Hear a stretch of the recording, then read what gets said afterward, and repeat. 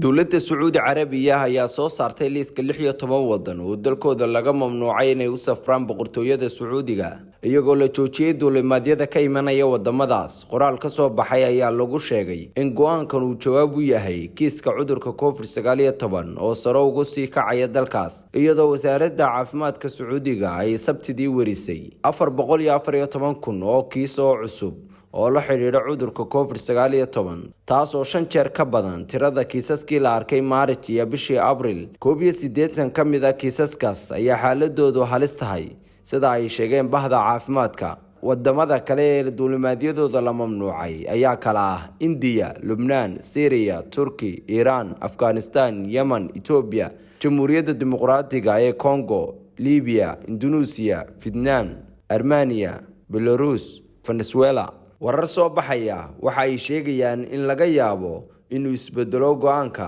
ka hor xajka oo ku beegan horaanta bishan July 2022 si ay u soo xajiyaan dadka ka baxaya Soomaaliya. waxaana laga warqabaa in dalkan uu kiisaskiisu COVID-19 uu ahaa mid aad u yar muddooyinkii la soo dhaafay.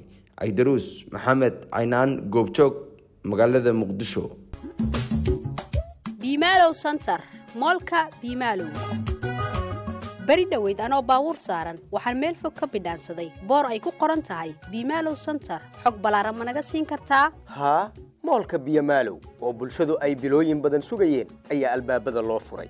ma xarunta ganacsiga ee Bimaalow? baashaal ha u malaynaya baana hawaasnimo bilaash maaha hadalkaygu. Bimaalow Center waa mool baaxad weyn oo boqolaal shay oo kala nooc ah. barta aad ka helayso qiimuhuna boqono goys maaha, tayadu waa mid la hubo boqolkiiba boqol bulshadu ay u bogeen. wax kastoo baahidaadu tahay badeecatii u dambaysay beledkeena looga adeegto, ha ahaato electronic baakadaysan, wax kastoo suuq looga baahdo, bakeeriba ha u yaraato, waa barta aad ka helayso. Bimaalow Center.